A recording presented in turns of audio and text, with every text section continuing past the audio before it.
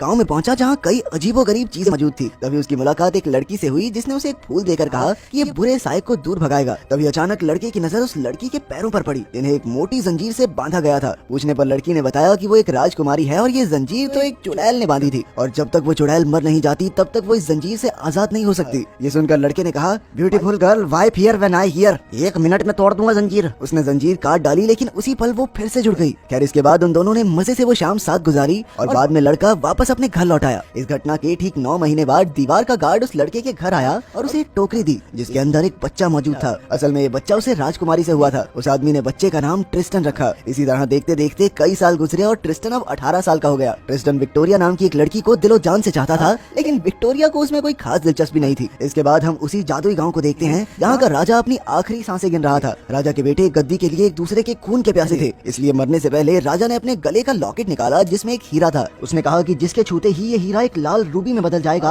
वही यहाँ का राजा बनने का हकदार होगा। उसी पल वो लॉकेट आसमान में उड़कर एक तारे से टकरा गया। जैसे ही वो वापस गांव में गिरा तो उसे गिरते हुए ट्रिस्टन और विक्टोरिया भी देख रहे थे। ट्रिस्टन ने कहा, विक्टोरिया डार्लिंग, अगर मैं तुम्हारे लिए ये टूटा हुआ तारा ले आऊं तो क्या तुम मेरी परमानेंट गर्लफ्रेंड माने वाइफ बनोगी? विक्टोरिया ने भी हंसकर हाँ कह दिया और अपने घर लौट आई। अब हमारा प्यार का मारा ट्रिस्टन सीधा दीवार के पास पहुंचा लेकिन गार्ड ने उसे पीट कर भगा दिया। तभी उसे पता चला कि उसके पिता ने भी 18 साल पहले ये दीवार पार की थी। जब वो घर पहुंचा तो उसने इस बारे में अपने पिता से पूछा और उन्होंने बताया कि दीवार के उस पार तुम्हारी माँ भी रहती है। ये सुनकर ट्रिस्टन काफी खुश हुआ। इसके बाद उन्होंने उसे एक खत दिया जो 18 साल पहले उसकी माँ ने भेजा था। उस खत के साथ एक मोमबत्ती भी थी। उसकी माँ ने लिखा था कि इसके सहारे वो उस दुनिया में आकर अपनी माँ से मिल सकता है। मोमबत्ती को जलाते हुए ट्रिस्टन ने उसी तारे के बारे में सोचा और पलक झपकते ही वहाँ पहुँच भी गया। लेकिन वहाँ कोई तारा नहीं बल्कि एक लड़की थी जिसके गले में वही हीरे का लॉकेट था जो राजा ने मरने से पहले छोड़ा था। फिर उस लड़की ने कहा कि उसका नाम वेन है और वो असल में एक टूटा हुआ तारा है। ये सुनते ही ट्रिस्टन ने उसे कैद कर लिया और कहा कि वो उसे विक्टोरिया को तोहफे में देगा और फिर बाद में अपनी मोमबत्ती के जरिए वापस घर भेज देगा। जैसे तैसे वेन उसके साथ जाने को राजी हो गई। तभी हम 3 चुड़ैलों को देखते हैं जो 200 साल से उस तारे के जमीन पर आने का इंतजार कर रही थी। असल में उनका मानना था कि उस तारे के दिल को चीरकर वो फिर से जवान हो जाएंगी। फिर उनमें से एक चुड़ैल ने एक जानवर को मारकर उसका दिल खा लिया और उसी वक्त वो फिर से एक जवान हसीना में बदल गई। उधर राजा के तीनों बेटे प्राइमस, टर्टस और सेप्टिमस आज भी लॉकेट की तलाश में थे। आपसी रंजिश के चलते सेप्टिमस ने टर्टस को मार डाला और प्राइमस के साथ हीरे की खोज में निकल पड़ा। दूसरी ओर ट्रिस्टन और वेन चलते चलते थक गए थे,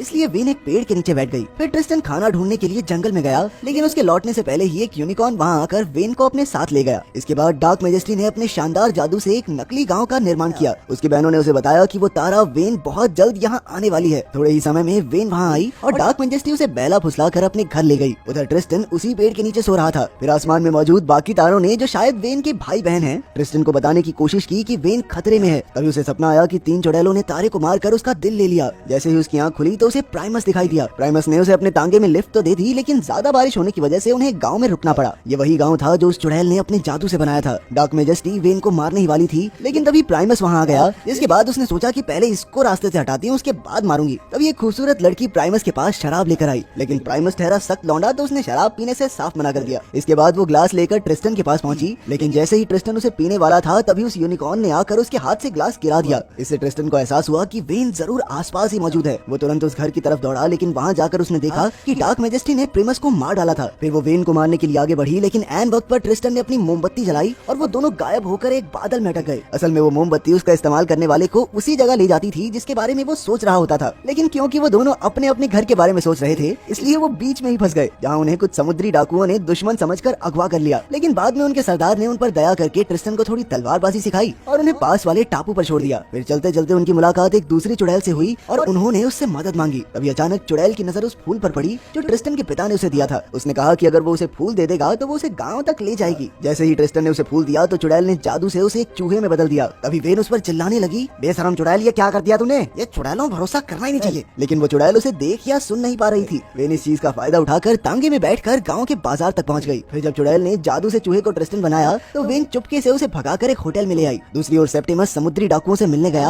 और ट्रिस्टन और वेन के बारे में पूछा लेकिन डाकुओं ने उसे उनका पता देने से साफ इनकार कर दिया। वो अकेला था और डाकू काफी सारे तो सेप्टिमस भी मौका देखकर वहाँ से भाग निकला। अब वो गांव की तरफ बढ़ रहा था और दूसरी ओर डार्क मैजेस्टी भी वहाँ आने वाली थी। इतने समय तक उसके साथ रहकर वेन मन ही मन में ट्रिस्टन को चाहने लगी थी। इसी तरह रात गुजर गई और सुबह होते ही ट्रिस्टन वेन के कुछ बाल काटकर विक्टोरिया को देने के लिए निकल गया। लेकिन तभी उसने देखा कि वो बाल चमकते हुए पाउडर में बदल गए थे। वो समझ चुका था कि वेन जादुई दुनिया को छोड़कर दीवार के इस पार आएगी तो मारी जाएगी। अब वो तुरंत वेन की ओर भागने लगा लेकिन दूसरी ओर वेन नींद से उठकर होटल से निकल चुकी थी। वो गांव की दीवार के उस पार जाने ही वाली थी कि ऐन वक्त पर ट्रिस्टन की माँ ने वहाँ आकर उसे बताया कि अगर उसने दीवार पार की तो वो एक पत्थर में बदल जाएगी। तभी डार्क मैजेस्टी भी वहाँ आ गई और उसने उस चुड़ैल को मार डाला जो उसकी बहन थी। उसके मरते ही ट्रिस्टन की माँ बेड़ियों से आजाद हो गई, लेकिन अब डार्क मैजेस्टी उसे और वेन को पकड़कर अपने महल में ले आई। कुछ ही पलों में ट्रिस्टन दीवार के पास पहुंचा और उसने गार्ड से वेन के बारे में पूछा, जिसने उसे बताया कि एक काले कपड़ों वाली औरत दो औरतों को पकड़कर अपने साथ ले गई है। अब ट्रिस्टन तुरंत उन्हें ढूंढने निकल गया और वहीं सेप्टिमस भी किसी तरह डार्क मैजेस्टी के महल के बाहर पहुंचा। वहीं ट्रिस्टन और सेप्टिमस की टक्कर हुई और सेप्टिमस ने कहा कि उन दोनों की मंजिल एक ही है, इसलिए उन्हें मिलकर तीनों चुड़ैलों को खत्म करना चाहिए। ट्रिस्टन भी इसके लिए राजी हो गया और सेप्टिमस ने तुरंत अंदर जाकर एक चुड़ैल को जान से मार डाला। फिर जैसे ही वो ट्रिस्टन की माँ को मारने के लिए बढ़ा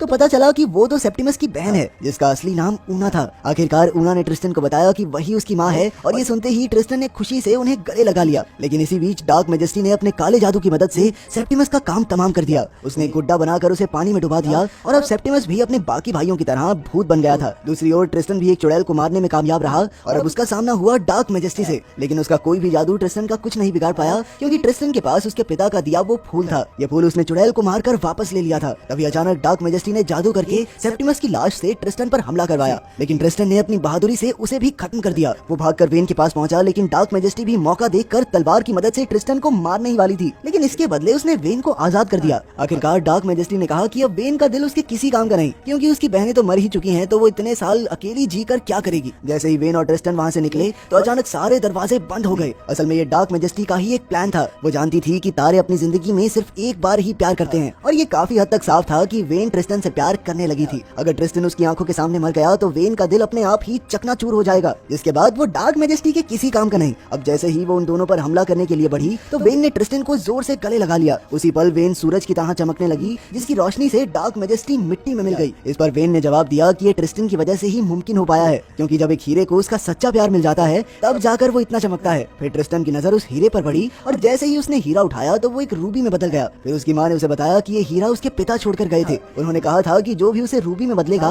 वो ही अगला राजा होगा। इसके बाद ट्रिस्टन और वेल उस जादुई दुनिया के राजा रानी बन गए। उन्होंने वॉल गांव में रहने वालों को भी यहाँ आने की इजाजत दी और इसी तरह 18 साल बाद ऊना भी अपने पति से मिल पाई। फिर उसने ट्रिस्टन और वेन को वही मोमबत्ती तोहफे में दी। इसी तरह कई साल बीत गए, लेकिन वो दोनों कभी बूढ़े नहीं हुए। आखिरकार जब वो परनाना परनानी बने तो उसी मोमबत्ती के इस्तेमाल से तारे बनकर आसमान